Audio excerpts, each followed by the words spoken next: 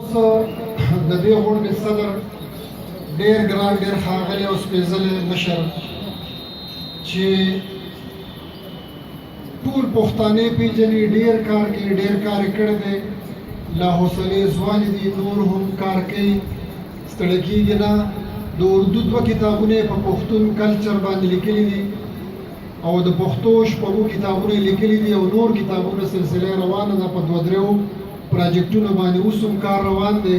په پېښور پوهنتون کې پروفیسر دی او لر بر پښتانه پېژني، ډېر ستړی کوي، ډېر کار کوي، ډېرې منډې وهي، هر چېرته محفلونو ته ځي او دغه تبلیغ کوي، د خپل پښتون کلچر بیانوي خلکو ته، د خپل پښتون تاریخ ورته بیانوي، د پښتنو ستونزې او د دې حل ورته ښیي. نو ډېر دروند استقبال به کوي. دا ټاپه ورته کوم چې خدای دې ژوندی لره جانانه، خدای دې ژوندی لره جانانه، په تا آباد دي د یارانو محفلونه. ډېر قدرمن نورالامین یوسفزی صاحب.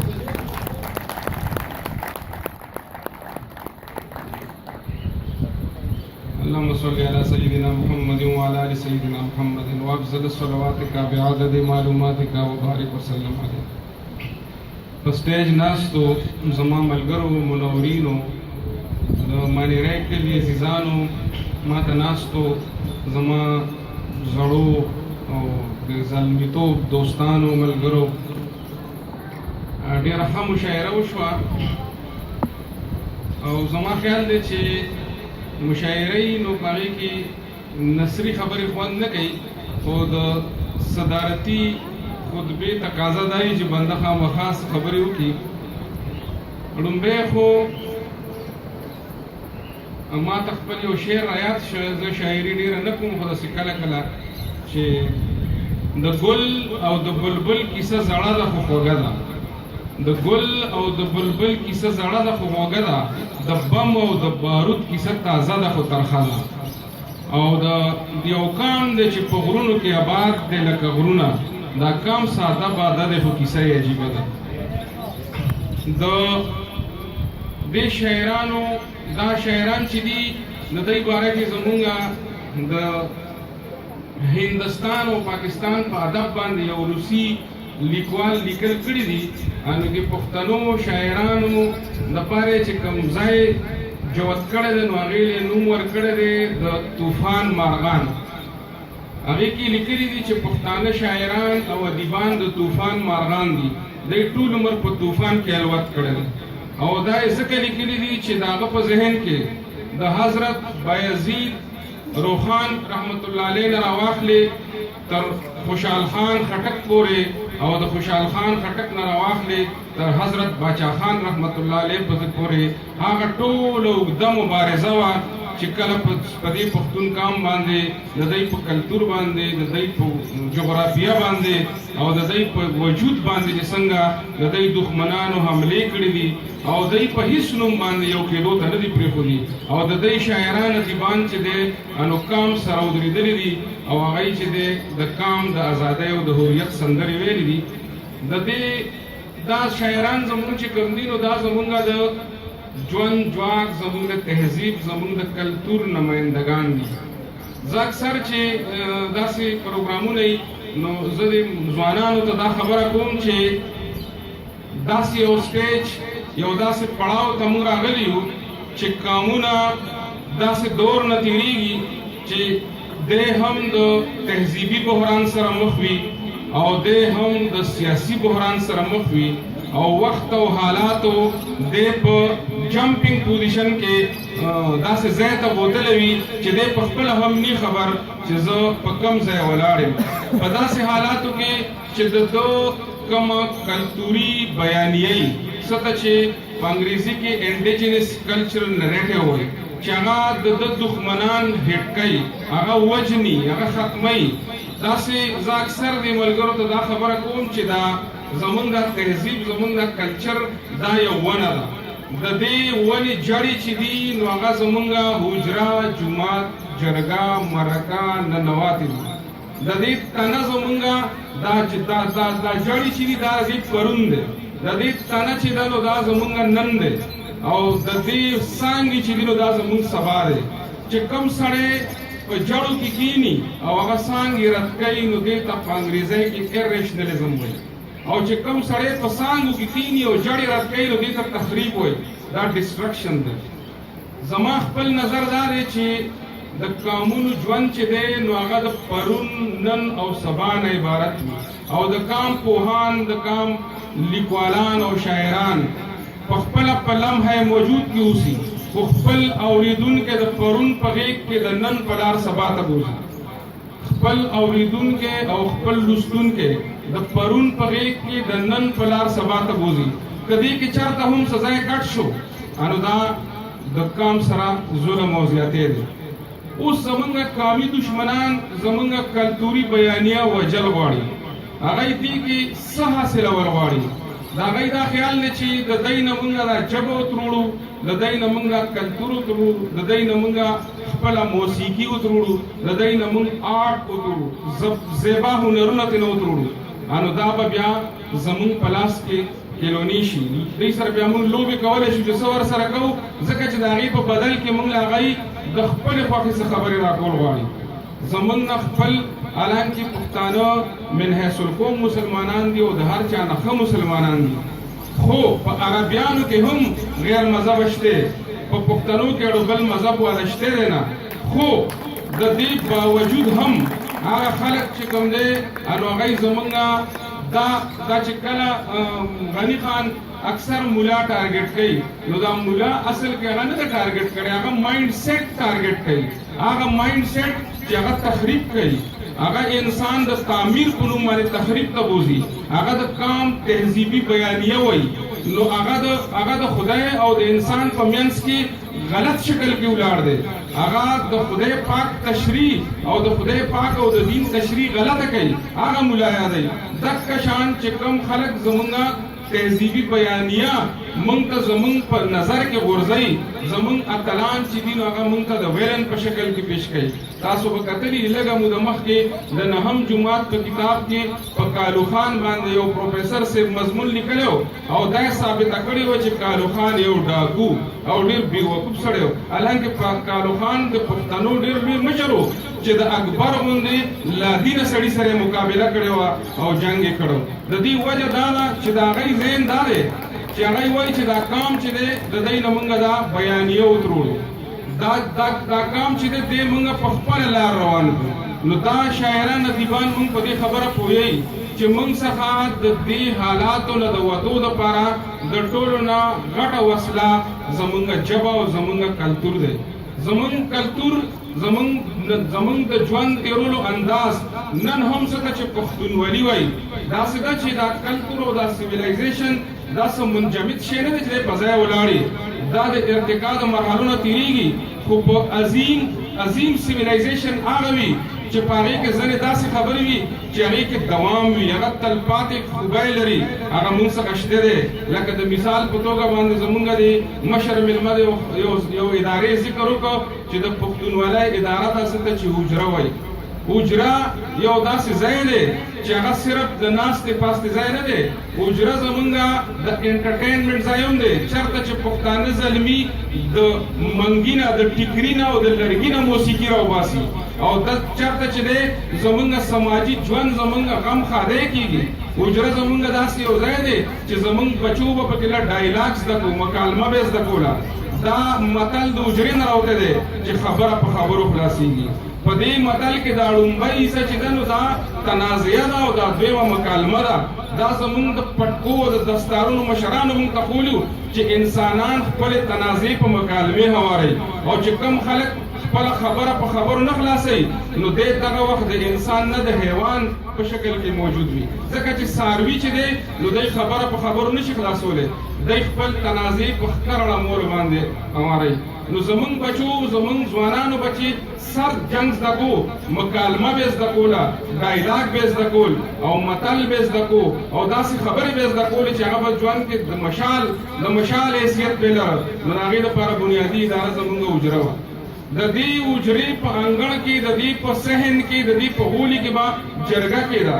نن هم زه دا ګڼم چې د دنیا ټولې مسلې په جرګه باندې حل کېدی شي او زه دا هم ډېر په ذمه دارۍ سره وایم چې د پاکستان 80 کاله وشو، په دې 80 کاله کې د پښتنو یو مسله هم د پاکستان عدالت نه حل کړې، د پښتنو ټولې مسلې د پښتنو جرګې حل کړې دي. زه دا په ډېر ذمه دارۍ سره وایم چې پښتنه جرګه چې ده نو دا ډسپیوټ ریزولوشن باډي ده، دا تنازع هوارونکې اداره ده، دا قانون روغی. نن هم ما د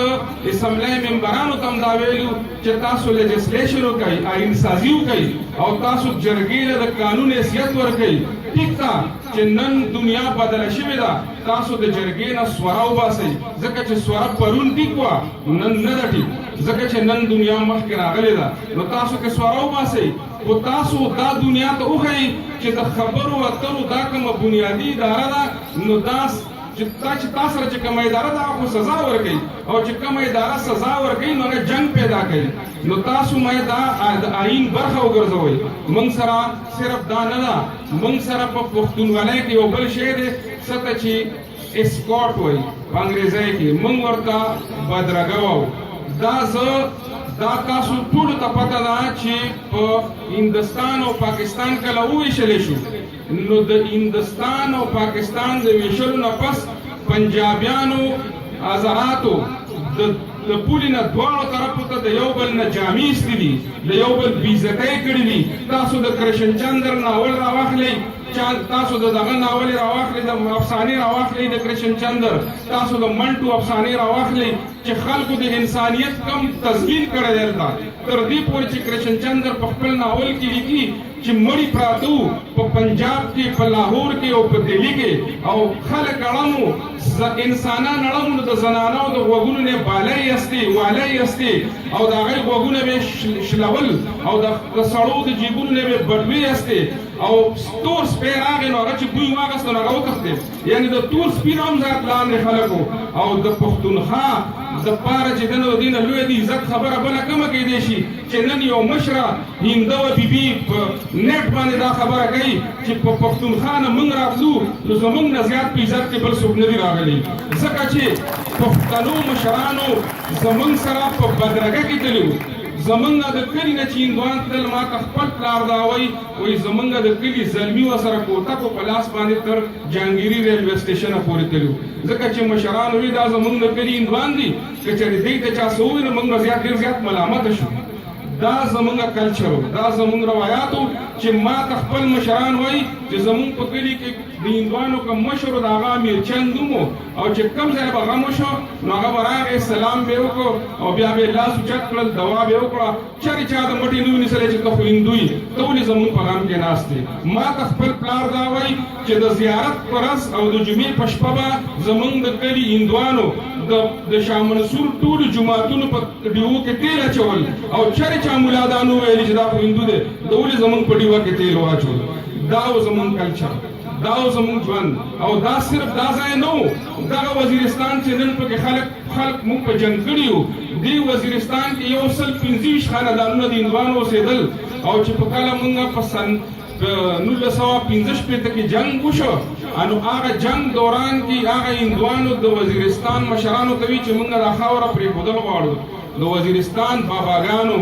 پښتنو مشرانو ورته وویل چې زموږ ځوانان به ستاسو د کلي حفاظت کوي، موږ به په میدان جنگ کې جنګ کوو، خو تاسو زموږ په بدرګه کې یئ،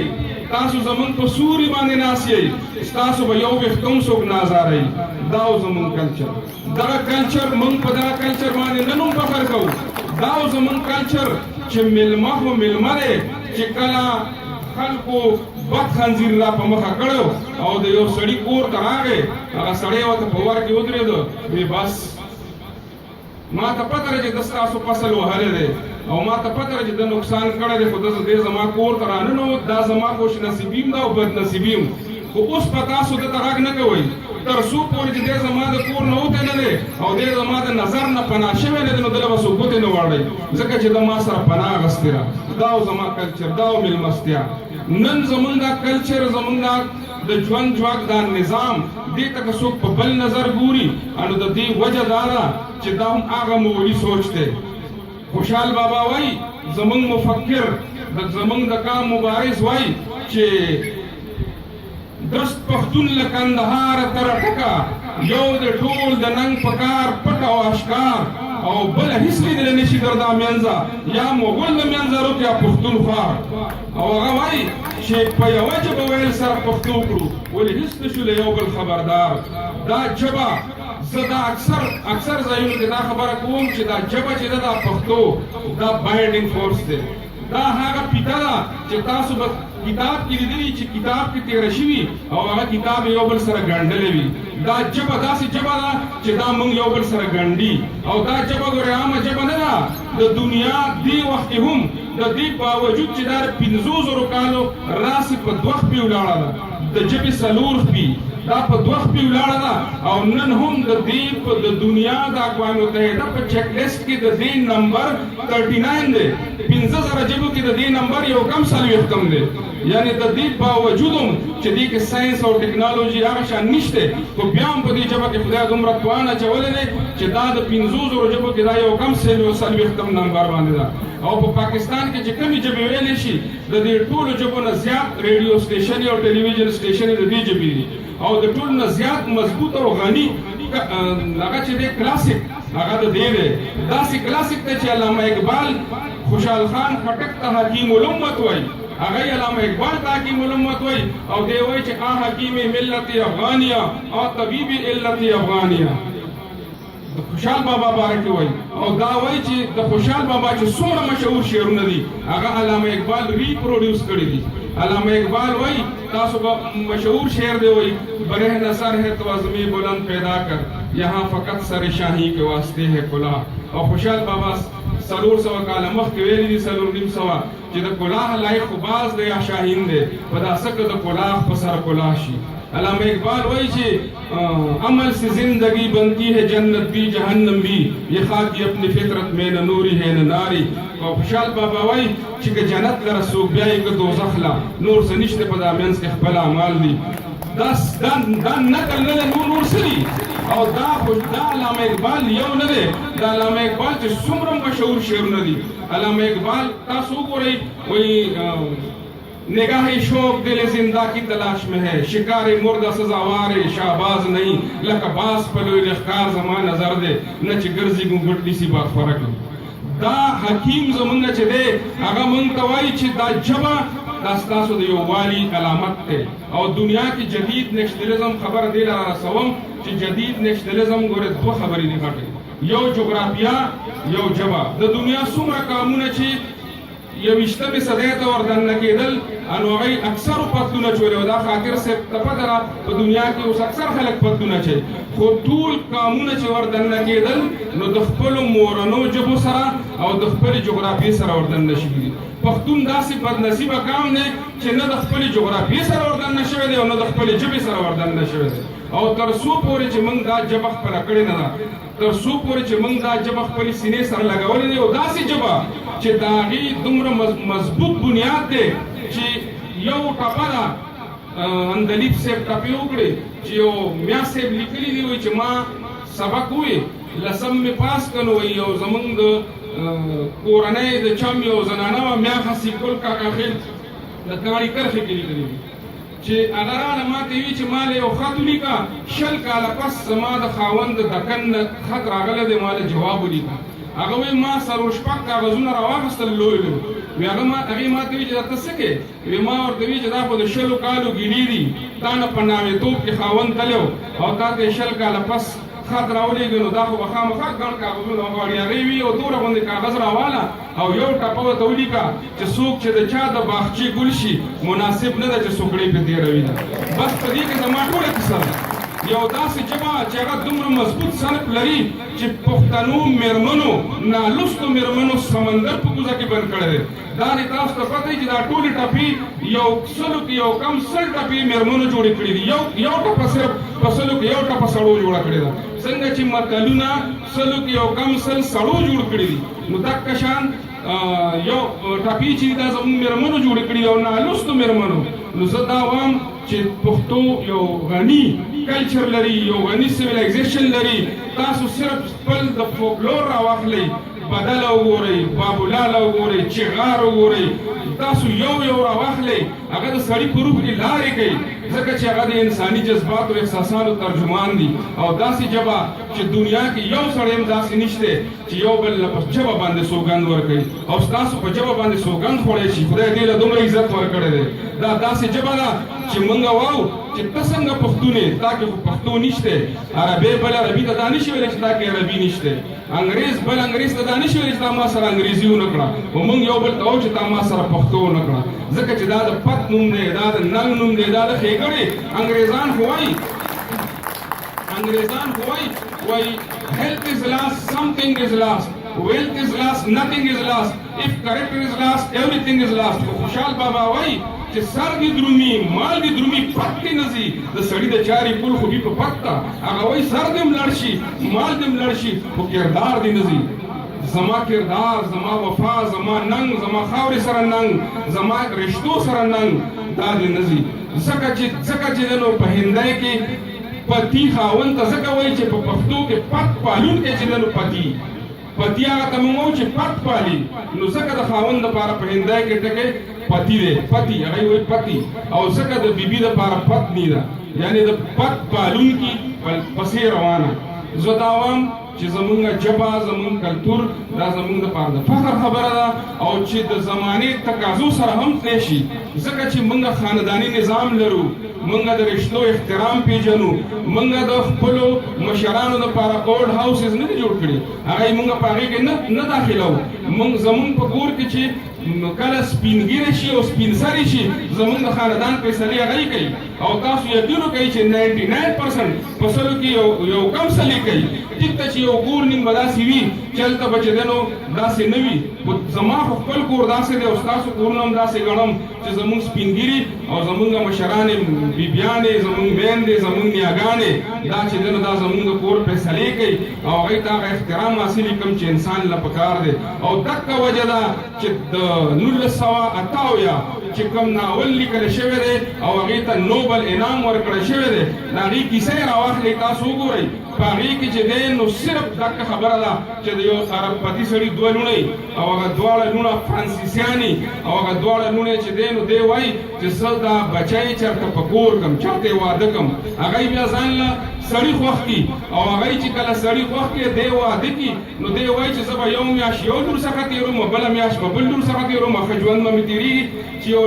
لومړی لور څخه 10 ورځې تېرېږي نو هغه ورته وایي زما خاوند خفه کېږي هغه وایي چې زمونږ پرایویسي پرې متاثره کېږي ستا دا پلار دی هوټل کې وي خیر د مونږ وله میاشت کې یو ځل ځو نو چې دی وله میاشت کې یو ځل ځي نو هلته کې ورته بیګ یې وړوي مونږ له دې کې پیسې راکړه پیسې کې راړي او میاشت کې ولې یو ځل ځي بیا چې دی بلې لور څخه لاړ شي نو هغه ورته هم دقسې ووایي اخر کې دی بیا یو اولډ هاوس کې بیا دی اخر کې په یو سرای کې مړ شي چې هلته کې د کفن دپاره چنده وشي دقه عرب پتی سړی نو زه دا وایم چې موږ څخه د خدای فضل دی موږ سره نوم شته دی ټریډیشن شته روایات شته دی دستورونه شته موږ سره که نشته نو نوې تعلیم نشته موږ سره ټیکنالوژي نشته پکار ده چې موږ خپلو بچو له نوې تعلیم او نوې ټیکنالوژي ورکړو خو د خپلو جوړو سره تړون پرې نه کړو او د هغې دپاره په اخر کې تاسو ته یو زیری درکوم چې دې وخت کې په سرکاري کچ باندې د تېر سرکار چې د اول نه تر 12مه پورې کوم نصاب اعلان کړو د پښتو هغه نصاب ډېر په تیزۍ سره په هغې کار شروع دی ځکه چې د آیین حصه ده او تر 6مه پورې کتابونه ولیکلی شو او په هغه نصاب کې دا ټولې خبرې شته جرګه شته مرکه شته زمونږ تلان شته زمونږ هیرو شته او زمونږ د ژوند ټوله کیسه پکې شته پښتون قام او زما دا یقین دی چې دا نصاب راشي مخې ته نو پښتون بچی به کټ پتنګ ني چې هر چا ځان له ونیسه هغه به په خپله خاوره باندې ولاړ د نن دور د تقاضو نه خبر یو بچی وي هغه په دې پوهېږي چې معروضي حالات څه دي او زه څوک یم ستاسو له ټولو یو جهان مننه مشاعره ده نو د دې ملګرو چې چا چې دا موږ سره په شراکت کې دا پروګرام جوړ کړی دی د دوی هم ډېره زیاته مننه کوم تاسو هم مننه کوم چې شاعري وشوه او هغې نه پس تاسو زما دا ګډې وډې بې ربطه خبرې واورېدې اخر کې یو څو شعرونه د نمبر تېرولو لپاره لکه د خاطر صاحب چې د فکرونو اندېښنه کې څومره زور دی په جنون او په جذبه کې څومره زور دی او زما عقل او خیره دی لو لپکه ستا د حسن په جلوه کې څومره زور دی او دا تپوس د چا بوډا سړي نه وکړه د وختونو تنسته کې څومره زور دی او یو هوښیار راته په وخت کې داسې ووایي په خوږه پسته لهجه کې څومره زور دی او د میوند میدان ګواه د دې خبرې د پښتو یوه ټپه کې څومره زور دی او په خندا دې راته ووایي کور ته راشه ستا د خولې دغه رازه کې څومره زور دی او ستا مین نه سپینې ږیرې هېره نه کړه د وصال په هغه شپه کې څومره زور دی مهرباني اسلام ډېر